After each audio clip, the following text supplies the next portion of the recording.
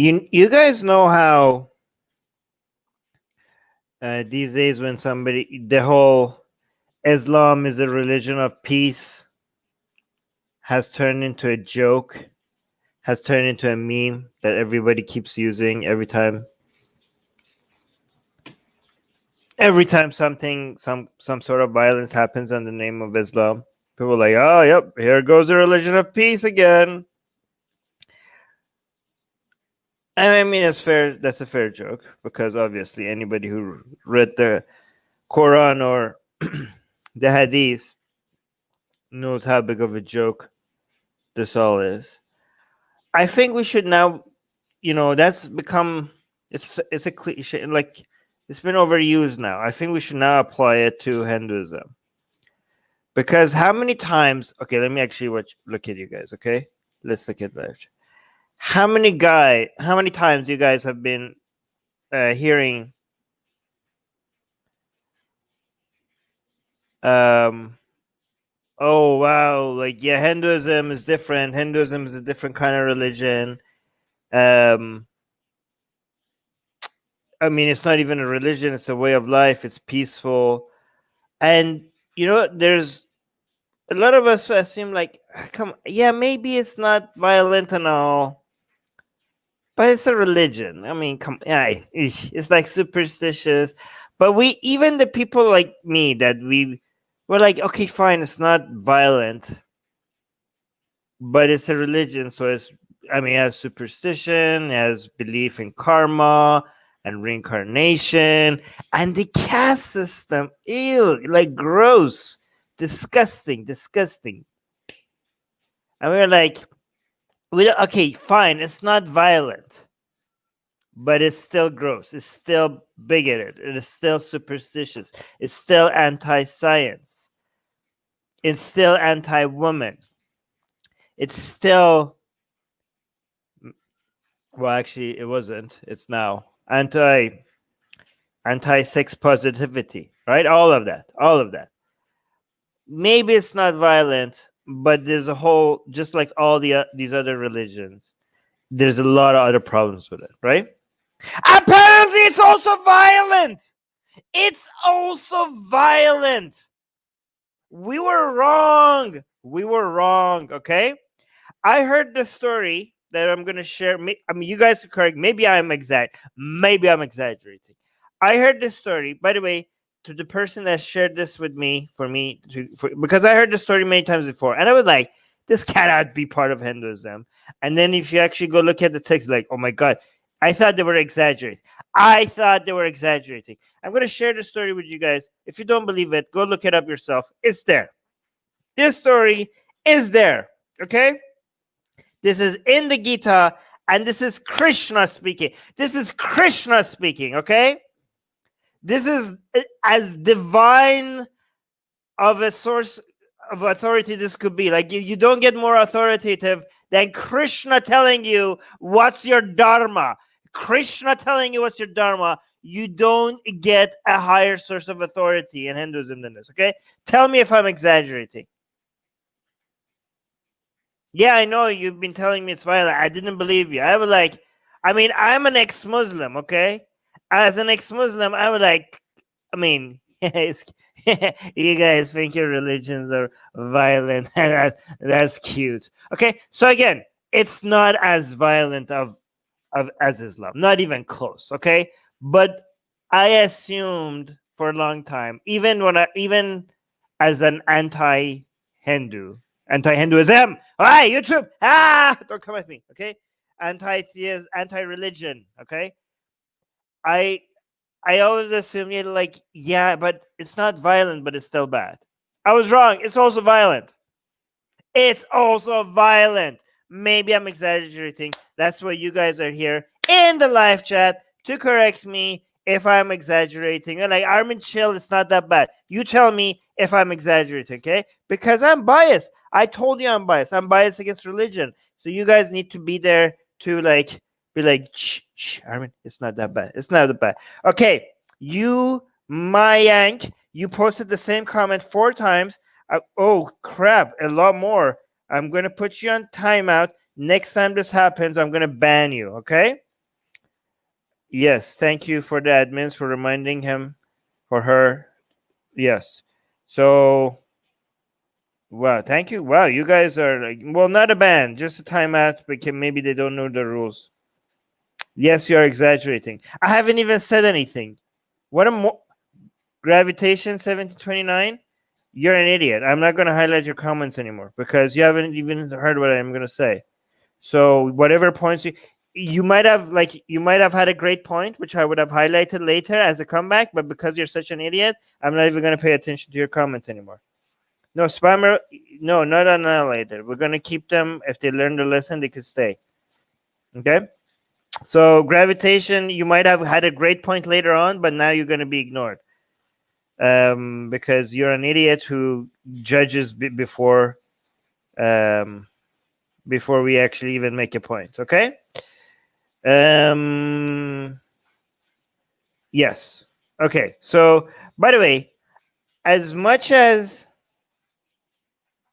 we're anti-Hinduism, this is a cute Krishna, isn't it? Like, look at him. Like, it's so cute. It's so cute, Krishna. I like the way the Krishna is. Okay.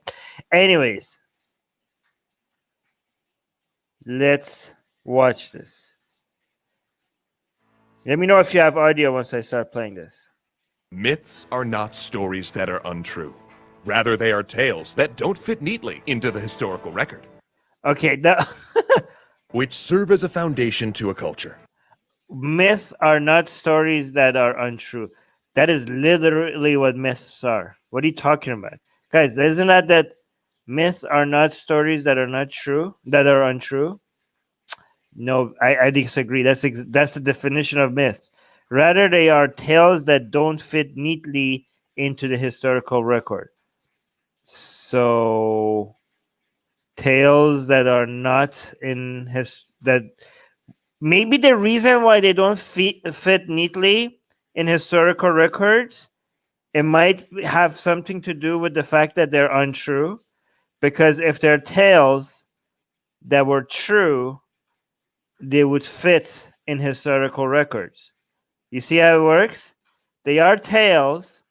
They don't fit in historical records because they're not true. If you have tales that are true, they fit perfectly in historical records. You see how that works? Oh crap, my mouse is running out of battery. Which serve as the foundation to a culture. Well, that part is true.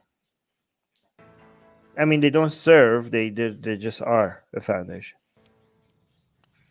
5,000 years ago, in ancient India, the royal lineage came into conflict over who should ascend to the throne. 5,000 years ago, allegedly. This is myth. This never happened. Okay, this is not true. Two sets of cousins each believed they were the rightful heirs. On one side, the Pandavas, consisting of 5 noble brothers. On the other, the Kauruvas, the 100 sons of a blind regent. Unable to agree on a ruler through peaceful means, the factions go to war. With the battle lines drawn and the armies mustered, it seems impossible to tell which side will win. But the Pandavas have some special help.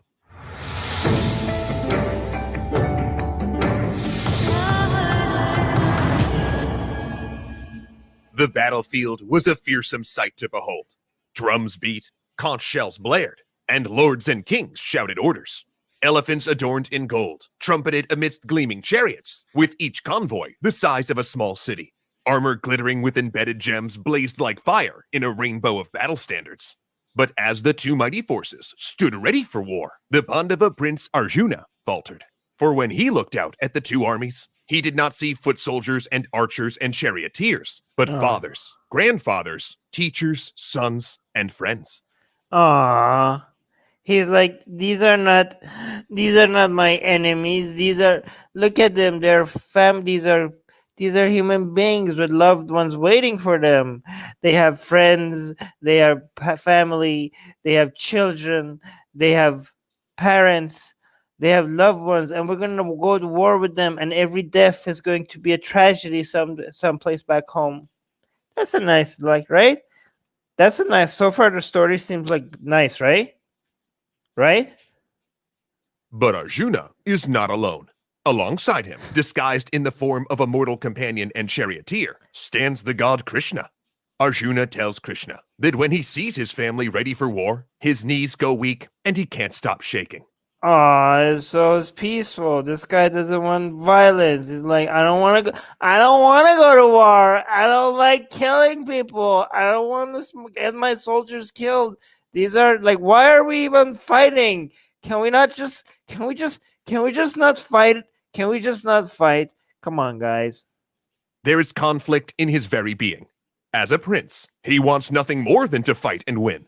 But as a man, he can't see what good can come from killing his own family.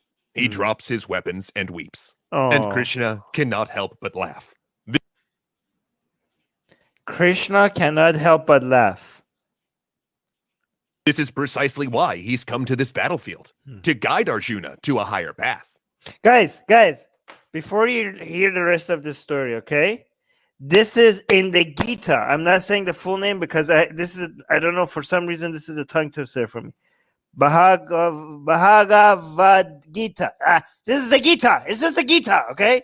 This is in the Gita. The Gita is, come on, like when you think Hinduism, sacred text, you think Gita. That's the number one. I know you should be thinking the Vedas, but you think the Gita, okay? And this is Krishna speaking. Krishna is thinking the prince. The prince is like, I don't want to kill anybody. And Krishna is like, you pathetic fool. That's why I'm here. Okay? That's why I'm here, acting like immortal. But you're not doing a very good job acting like immortal because you're blue, but not a very good disguise. Arjuna to a higher path. Yeah, I feel bad. Science lovers say, I feel bad for Arjuna. I feel bad for him too. Good try to spell the name. Yeah. A smile on his lips, Krishna explains that there is a divine self, eternal and untouched by the physical world. It is never born, and it never dies. And it is not killed when the body is killed. Just as we change clothes, the divine self changes bodies. So Arjuna should not worry about fighting his family, for their true essence cannot be killed.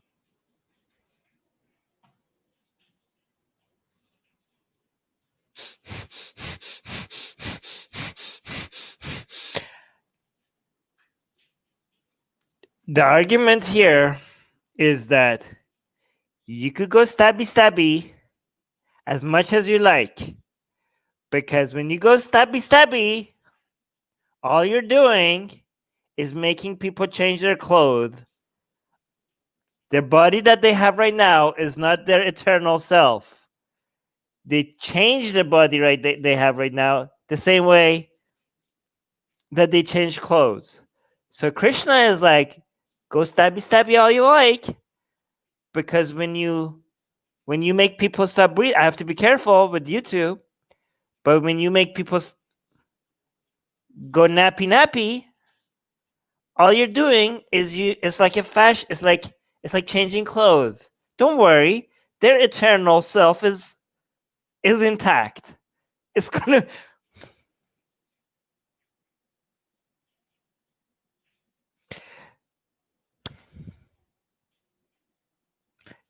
The Gita says, don't worry about murdering people. Don't worry about it. It's all good.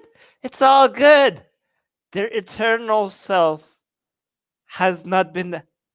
Guys, can you think of any more dangerous? I'm so glad most Hindus don't take Hinduism seriously. Can you think of a more dangerous idea to spread around to tell people that, dude, why are you even worried about killing people? All you're doing is making them change their clothes. It's like change from one body to another. Are you guys not concerned about the Gita?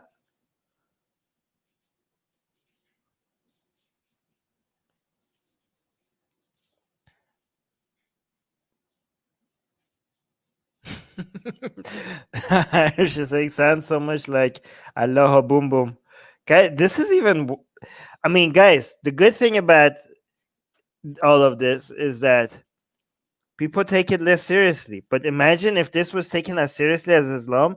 I mean, At least Islam tells you that. No, I mean, I don't want to. I mean, like, if this book was taken seriously, imagine spreading the idea that, dude, you don't even need a reason. Like, it doesn't even. You don't even. Like, he's not like, oh, it's so those people deserve it or they're evil or anything. He's like, it's not even harming them. Like, dude, you're not even causing harm. If you take the sword and there's a person and you go like, zoom, like you're not even causing harm. Like, why are you even worried about the fact that they're innocents on the other side and they have children and they have loved ones? You're just making them change their. Holy crap! What the hell is this, guys? If I say the things that this person is that the Gita is saying, I would be, if I endorse these ideas, I would be kicked off every platform. This is religious privilege. I'm telling you, this is religious privilege.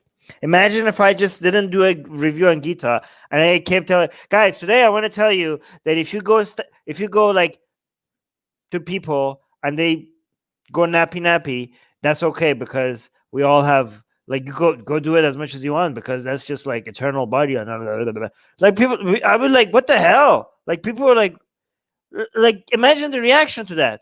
But apparently, if it's in the Gita, it's okay. This is called religious privilege. Yeah, Soha is saying that's just ludicrous and dangerous. That's reincarnation for you, exactly. Pyro is saying respawn with next level gear. Good one, Pyro.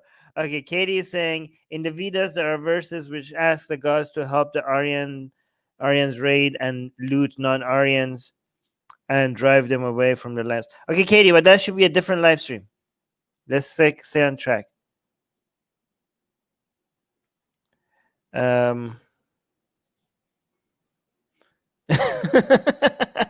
Ali is saying one of the benefits of a levitating head is that you can turn your head 360 degrees. Very, very observant, Ali. Okay. And seeing how this wisdom begins to calm Arjuna, Krishna continues. Wow, it actually works on Arjuna. Arjuna, like, okay, I guess we can kill them because their eternal self is going to be the same. Revealing many more truths about the universe. He explains that those who make sacrifices in their life simply to gain pleasures in the afterlife are misguided. The ultimate spiritual pursuit, he says, should be to detach oneself from material things and dedicate oneself to their Dharma, their inherent Dharma. It's your Dharma to subscribe. Subscribe to this channel. Krishna told you, follow your Dharma. Follow your Dharma is to subscribe. Do it. Inherent nature in the universe. And Arjuna's duty. So he has to. So everyone's Dharma is to. No, everyone has to just follow Dharma, not for reward in this life or even reward for the next life. Apparently, just follow your Dharma for no reward at all. You just have to follow your Dharma. Forget rewards. Krishna points out, is that of a warrior. Oh, so Arjun, look at. Oh my God, Krishna looks scary here. Krishna is telling Arjun, like, dude, you're the warrior class, right? What's the warrior class in Hinduism? Alex is saying, I don't get how people think reincarnation is somehow a cool philosophy. It makes your life completely meaningless. Yeah. Yes. Yeah, and Kushik is saying, and Hindus say their religion is about nonviolence. Yeesh. Warrior class is called Kshatriya. Kshatriya or Kshatriya? Oh, wow. You guys, look at this. Oh, so many people are answering. Thank you, guys. Oh, you guys are sweet. Thank you. Wow. So many people answered. Okay. Am I saying it right? Kshatriya. Kshatriya. Okay. So Arjun is the warrior caste. So Kshatriya, right? And he's like, your dharma. So because people's dharma are decided by the caste they belong to, and given that he's part of the warrior caste, which is one below the priest. No, is it? Yes, the priest caste is the highest caste, and the second. Oh, there we go. Thank you, very helpful. Kshatriya, like this. That's how you say. Wow. Oh, Kshatriya. Okay, so either Kshatriya, you're saying both ways, or Kshatriya. Awesome with the, thank you so much. That's really helpful. This is a good, okay, as an ex-Muslim, now I understand. Kshatriya caste is the jihadi caste of Hinduism. That's good. That's perfect. Okay. Yeah, it's the second caste after Brahmins. Yeah, the Brahmins are the priestly caste, which is the highest up. And Arjun here is the second caste, which is the warrior caste, or Kshatriya. Yes, I deserve a cookie. Thank you so much.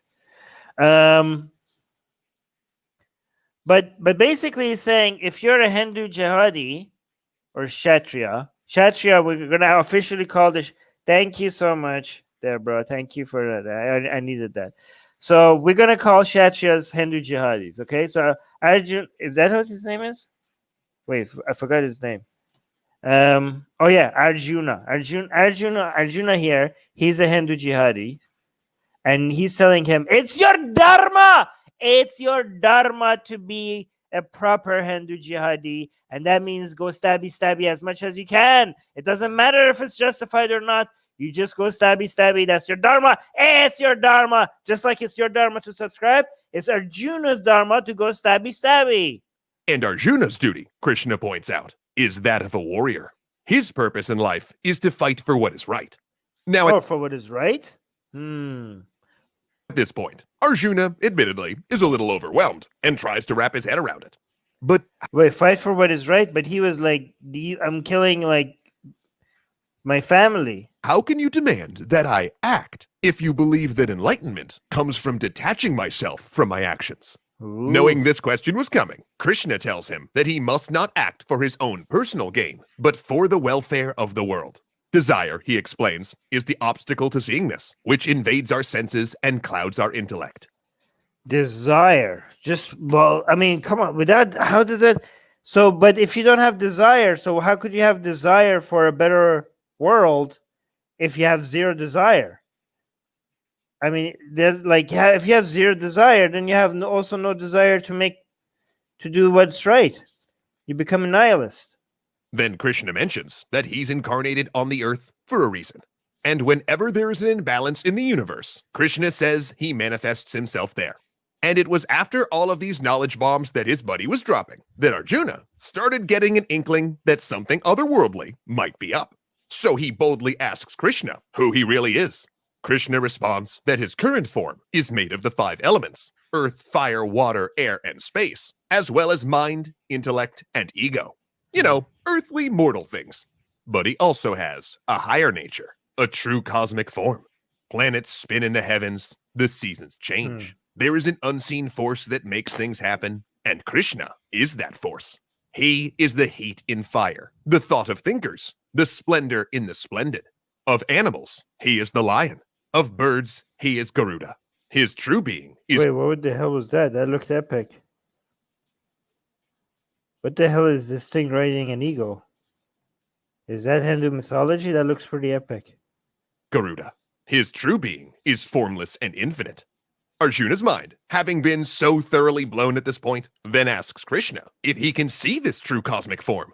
Krishna agrees, but due to the fact that Arjuna's eyes are bound to the physical world, Krishna gives him divine vision so that he can truly see. Blazing like 1,000 suns, Wow. Arjuna sees infinite mouths, eyes, and limbs, shining with jewels draped in celestial robes. Thousands of arms raising thousands of divine weapons, and a body anointed with the perfume of the gods. Sounds like somebody was taking a little bit of something. This is... Wait, can I say L and then maybe I wait a little bit? S, and then I wait a little bit because I don't know what YouTube's gonna do. D. Okay, maybe is this what the same experience you get when you see when you take stuff like that? Krishna's eyes were the sun and moon, and Wow. You know what? I would love to be able to see stuff like this. What do I have to take to see stuff like this? all of space and time, beyond heaven and earth, were filled by the body of Krishna. And terrifyingly, Arjuna could see all of the enemy soldiers on the very battlefield where they stood, rushing into Krishna's many-fanged mouths to die. Wow. That would look so cool if this should be a movie. Look at this. If this was imagine if this was a Hollywood movie, this scene, this part of the movie would be the part that I would keep like if Hollywood did this part, it would be the part of the movie that I would go back and watch it again and go back and watch it again. Like this could be done so beautifully with the Hollywood budget. Imagine how epic this would look. Oof. I can imagine it right now in my head. God damn it. If only some Hindus were not butthurt over other people trying to use their amazing mythology, in their own movies, and I don't know.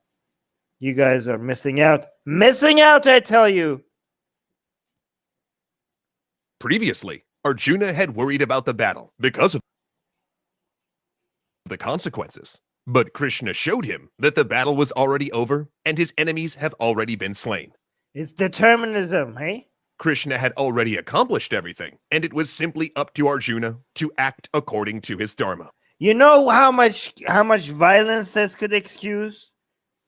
You could be like, hey, don't kill these people. And you're like, well, Krishna's already done it. It's already been determined by Krishna that you all going to die. I'm just going to follow my Dharma. It's what I do. Guys, do you know how much room this leaves for the greatest amount of you could excuse genocide level crimes with this? I mean, look at this. It actually even looks like a genocide in happening, right? They could be this is come on. I mean, look at this. I mean, this if this does not look like an excuse for mass murder, I mean, that's kind of scary, right? I mean, imagine if these were Indian Muslims. I bet you a lot of Hindutva, if they could justify all of this with Krishna. Oof, I could see the rivers of blood right now in my mind that could be justified with ideas like this. Guys, you better put the cap on this disease that is spreading, guys. I'm telling you, any kind of crime could be justified when you have this in your scripture. This is dangerous stuff, man. This is dangerous stuff. Oh my! And I mean, come on, tell me, what kind of crime could I not excuse with this idea? What amount of bloodshed could I not excuse with this type of scripture? I mean, we actually have direct experience from this, by the way. Susanna mentioned, I don't know, I told her to send me some screenshots, but she didn't. I don't think she did. But I don't even know if that's a bad thing, because I don't know if I show them here, YouTube might go crazy on me, okay? I have to figure out how to show these to you guys. Maybe we'll post it in our Discord server, okay?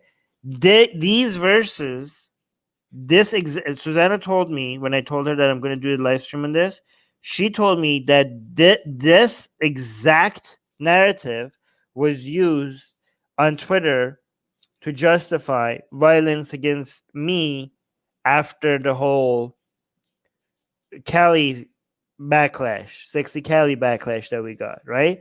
So it's not like they're already not aware of relying on scripture to excuse violence. It's not like it's a foreign thing to a lot of Hindutva. Like, it is already a thing. But imagine if they become more angry and more, bigoted and more given more power and authority to carry out. I mean, come on. I mean, guys, just remember this image that you're looking at, right? And just think about who these people down here could represent. Krishna being here, and them being murdered. All the people that he was worried about earlier, that these are people with kids, with parents, with family, with loved ones that are waiting for them, and I don't want to kill them. And Krishna, this is Krishna's vision. He's like, don't worry, I already massacred them. You're just following your dharma. Who could you put here? Who could you put here? Is this going to be like Muslims in India? This is really dangerous scripture. And then they tell us Hinduism is just a way of life. It's a way of life. It's not even a religion. It's a philosophy. It's about getting in touch with nature and your inner self and peace and love. Does this look like a promotion of love to you guys? Arjuna was the person that was worried about love. He was worried about people that are gonna each death was like a tragedy, like the people that were waiting at home for their loved ones to come home. He was worried about love. The Hindu scripture was like, yeah, no, don't worry about that. You're not gonna hurt their eternal self anyways. And I already massacred them. And you're a warrior, you're a Hindu jihadi, and you're the warrior caste, and your role is to go stabby. I mean, guys, if that is not dangerous, then what the hell do you consider dangerous as an ideology?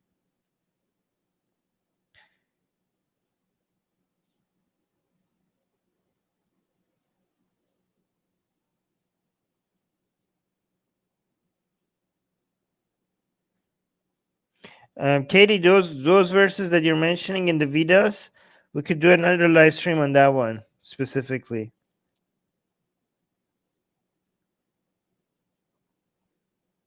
If you show them to me. Yes. We keep saying the same thing.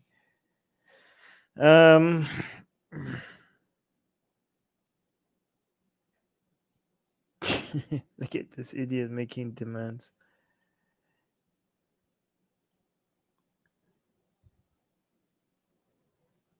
Oh, what is this? Is this true? The rule is if a kshatriya, like the warrior class, if you don't follow your dharma, which is fighting, then in the next life you will suffer by getting born into a lower caste, and you know the condition of lower caste. Yeah, that's going to be your punishment. Ayan is saying, Armin, Krishna is a symbol of love, and he had many girlfriends called Gopi, means a girl in a village in Hindi. Wow, if this is what you get from your symbol of love, then I can you get this. Hindus get Hindu symbols. A symbol of love gets them a promotion, excuses for genocide.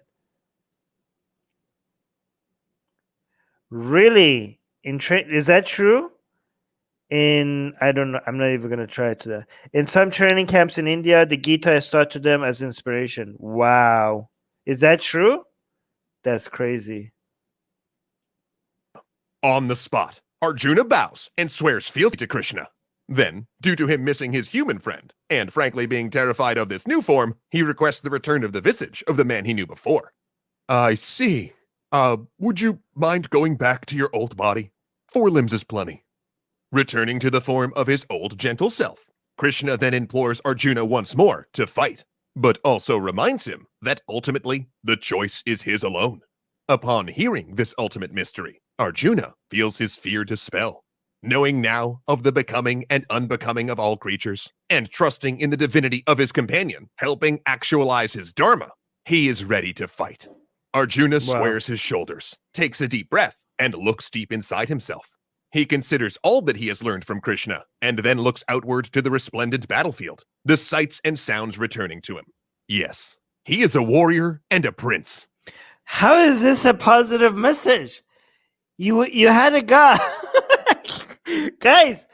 This is Hindu scripture. You had a guy that was anti-violence, anti-killing people, worried about unnecessary suffering and violence, and and then you have a contact with divinity, and he went to like, yeah, let's butcher some people. Let's murder. Let's go kill some people. Like this. Like how is this? How is this like? How is this celebrated as a positive story? And how does he fight with such little feet? Look at this. Are these How does he balance himself on that? This is where he belongs. And so confident in who he Look at him. He's so cute. This is like a cute murderous prince. was and his role in the universe, Arjuna led his troops into battle with newfound wisdom leading the way. Wisdom.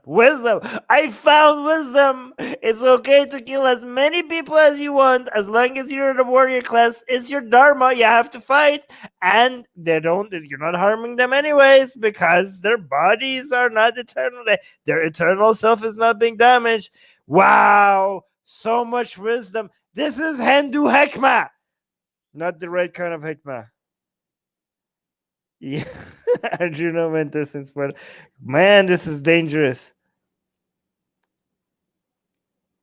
Alex is saying it's so noble to go to war in India. Don't you know that? Yeah, man. This is why I love modernity, because ideas like this deserves to remain in the past. When I told my family that Hinduism is violent and horse crap, the religious relatives asked me to read the Gita.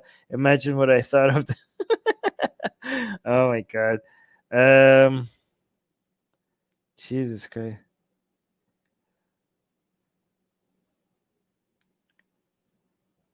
Oh, this is interesting. Gita is written in a confusing language and complicated answers to Arjuna's questions, perfect for pseudo profound wisdoms, which explains it profoundly. Yeah.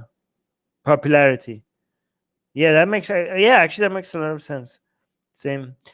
These verses are code words. This is not real meaning. Oh wow. Where have I heard that before? Where have I heard that before? And complete faith Every religion. in his heart. The Bhagavad Gita is a beautiful, complex text that serves as a central scripture for the Hindu faith. And while we couldn't possibly have encapsulated the whole thing in a single episode, we hope that this tale inspired you to go check it out more thoroughly for yourself. And if you're looking for a like-minded community to discuss it with, please consider joining our patron Discord. Yeah, guys, if you want to discuss these ideas, join our Discord as well. We have a Discord, link is in the description. And we're going to have live streams with Susanna, which is just hanging out with you guys in the Discord server, right? So we're going to have a Discord party where we go, me and Susanna will do a live stream, and we're going to have a room over there where people can come with video or audio, and we just chill and we live stream, and anybody could come into the room and have discussions with me and Susanna and everyone else there. I'm going to schedule one soon. So we're going to hang out with you guys in the Discord server. So go check out our link to our Discord server. It's in the description. I think I'm going to have to make a new room, like a voice channel where we could chill and talk, and know that if you're in that room, you're going to be recorded. So you have to make it obvious. So if you don't want to be recorded, don't enter that room. Cool. That was a short one. Katie's saying, look up Gita 2:31 and Gita 18:47 and read those two verses. Why are you giving me homework? Why are you giving me homework? Is it going to be easy to read? Let me see what I have here.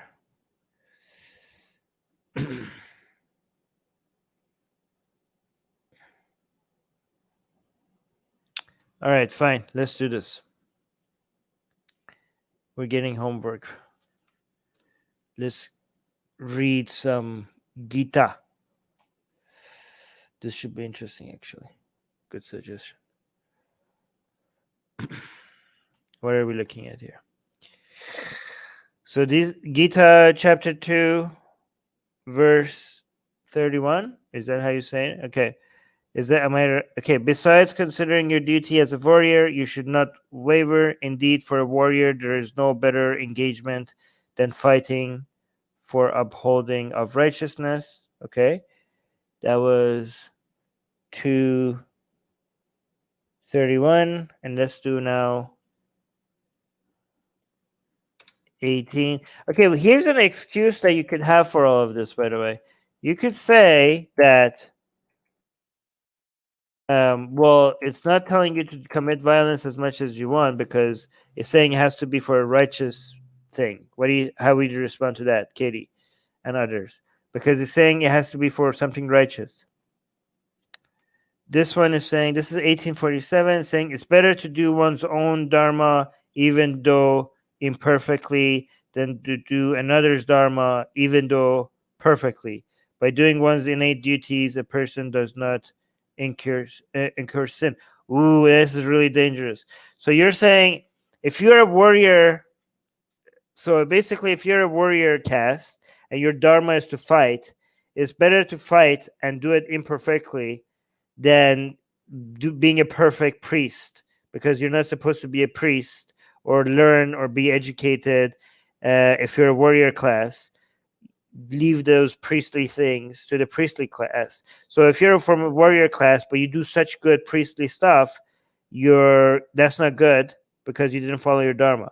If you're a warrior class, if you go stabby, even if you don't do it right, you didn't commit a sin because at least you did it imperfectly, but at least you were following your dharma of your caste. So if you're like, oopsie, I killed a couple of thousand people, but I guess I did it imperfectly. Well, at least I followed my dharma, right? You could be like, I did it imperfectly, but I did it in accordance with my caste. So therefore, if I did that, if I'm following my dharma, there's no way I could sin. Yeah, this is really dangerous stuff, guys. Come on, you gotta admit, even if you interpret it in a different way, you have to accept that it's perfect for allowing really vile, disgusting, violent, damaging, catastrophic behavior. I mean, it does leave room for excusing almost any form of violence.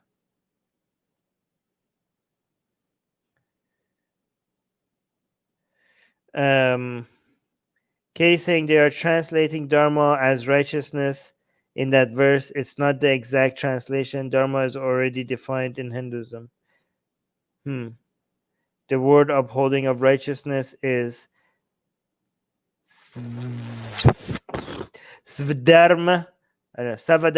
Svadharma, the dharma of oneself. That's when the second verse comes in. Oh, so this kind of like Islam when you say like, oh, be righteous, and by righteous, you're like, oh, it's telling you to do good things, and then you look at what they mean by righteous, you're like, maybe it's not that good. So you're saying that what is defined as righteousness is not really that good. It's basically following your own dharma. That's what they consider. That's what the standard for righteousness is. So basically, righteousness could be you following the dharma based on your caste. And for us, that might not be righteous because you're like murdering a whole bunch of people. But based on Hindu standards, that could be righteousness. Am I getting it right? Wow, you guys agree, eh?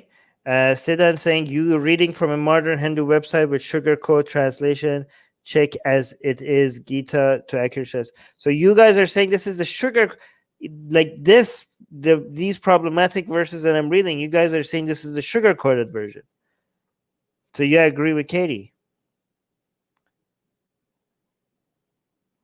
Oh, guys, this is this a troll? Are you trying to sound like Islamic apologists to make so that we could laugh? Guys, this must be a troll. This is too perfect. Fight means not real fight. It means everyday life struggle. Guys, where have you heard this before? This cannot be this. I mean, I want to make fun of it and compare it to jihad means struggle, but this is bait, isn't it? This is too good of a too similar to the Islamic excuse for jihad. It's too perfect for me to make fun of it. Is this like, yeah, Clove, Clove, like, oh my god, jihad. You is not a troll? Are you guys troll? It's too perfect. It's too perfect. It's too similar. It's like somebody is handing something for me to make fun of. Not a troll. Hindu apologists have been saying that for ages now. I have been told the same thing by Hindu gurus. Why is it so similar? Oh, it's telling you to go fight, but fighting means struggle here. Why is this so similar to the excuse a lot of Muslim apologists give? It's so similar. Is it by accident that it's so similar?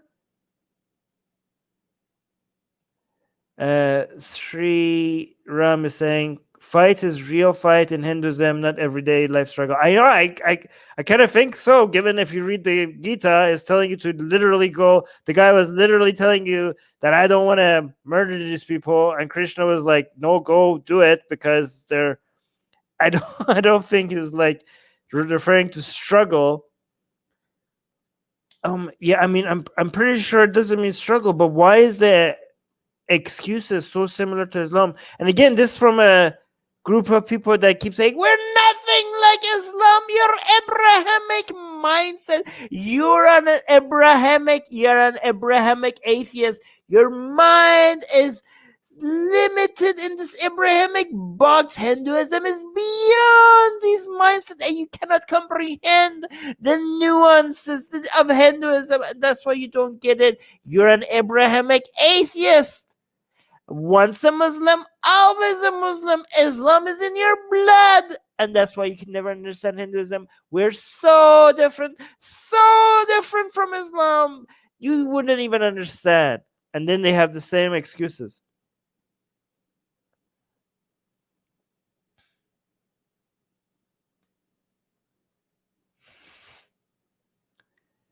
Alex is saying because they are only a handful of excuses you can give, which are not obviously crap at first glance. Yeah, I mean, they are obviously crap at first glance, but yeah. Oh my God. You want me to do another? Okay, fine. 1848. Well, that's the next one right after the one that we just did.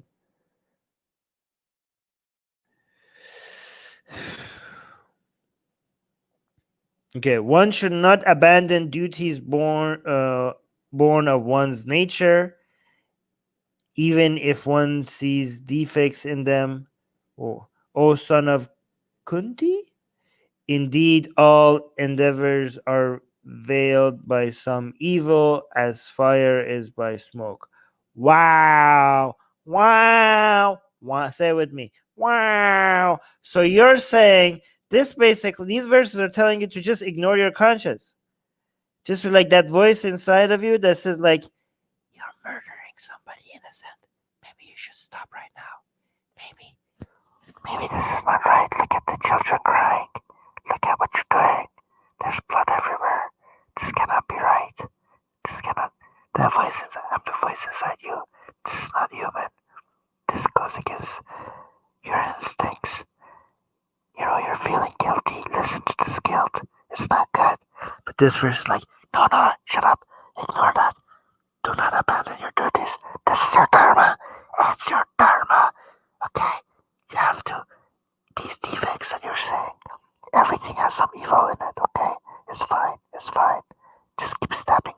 Just keep poking, stabby. It's fine. Everything is veiled by some evil, okay? This is not bad. This is your Dharma. Do it.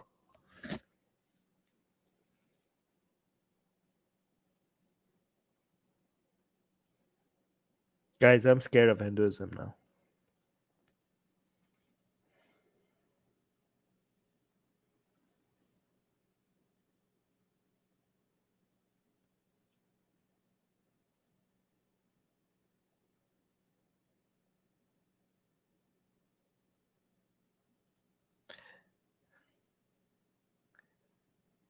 Okay. Live chat is going crazy.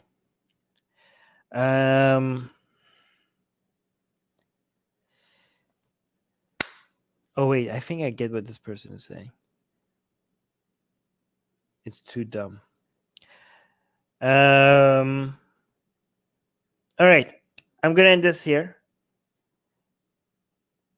Should I address this level of idiocy? Because I don't know. I don't have the patience. Okay, fine. Let's do it.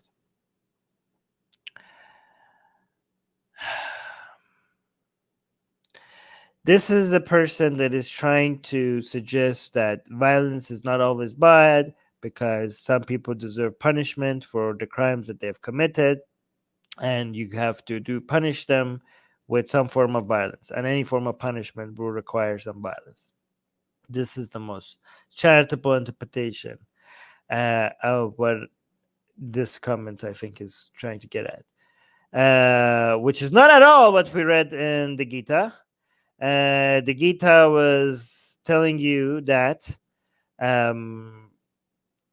not telling you that, oh, here, some people deserve punishment for the crimes that they committed.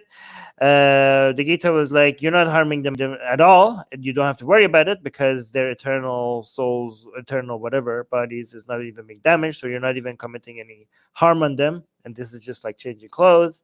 It also was saying, even if there is some evil in what you're doing, as long as you're following your dharma, you're not committing any sins. And the Gita was suggesting that to ignore any form of, smoke or evil or any fire, like, just basically just go with your dharma, just follow, just conform, just know where your place in the universe is, and just trust that there's a balance to all of these things, and the gods have figured it out. They're gonna, for every evil that you're doing, there must be something that is being balanced in the scales of the universe, and you don't have to figure out why all of a sudden you murdering these people is justified. Just know that you are the warrior class, and you're following your orders. You have been ordained by God to do all of these things, and they have a better understanding of where the harm and where the positives are, and they're balancing things. And all you have to do is just follow the path that they have given you. Follow the dharma, and you'll be okay. Even if it feels like it's wrong, you don't have to worry about that, right? That's not what you're saying, Uranus. That is, you're just trying to whitewash all of this crap that we just read.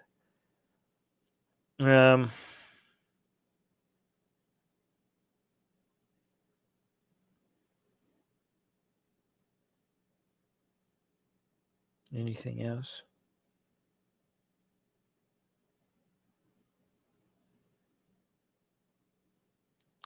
This guy's a troll.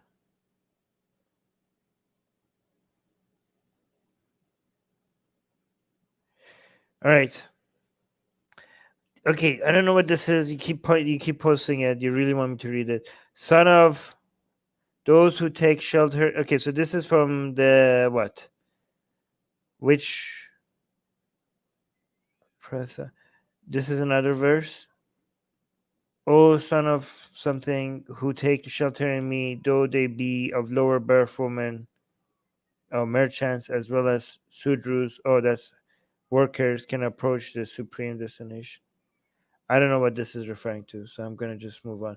Why do you keep posting the same comment over and over again, guys? I told you that's spamming behavior. If you do spamming behavior, this is like the 5th time you posted the same comment. I'm going to put you on timeout if you do that again. All right, guys, I'm going to head out, okay? Today, I'm going to do something a little bit different, okay? It is your dharma to subscribe, okay? And it is also your dharma to like this video. It is also your dharma to hit the bell notification button, okay? But if you don't do it, there's zero consequences. I mean, well, you just won't have my love. That's it, okay? But the universe will be fine, okay? So if you don't want to subscribe, do not subscribe. If you don't want to like, do not like, okay? Just find your own path, evaluate everything, analyze what works for you objectively. Do not conform to Islam, Christian. Stay away from Islam. Stay away from Hinduism. Stay away from Christianity. We went blurry. Stay away from Buddhism. Why am I still blurry? Come on. There we go. Stay away from Jainism. Stay away from Sikhism. Stay away from wokeism. Stay away from far-right groups, including Hinduism. Stay away from communism. And what else? That's it. But above all else, stay away from Islam. Definitely. Shout out to Apostle Prophet. And subscribe! Do it! If it's not Dharma, it's at least Hikmah. Come on. Even if it's not Dharma, it's Hikmah. Do it! Subscribe! Hit the bell button. Like, dislike. It's fine. Do anything down there. Leave a comment. It helps the channel.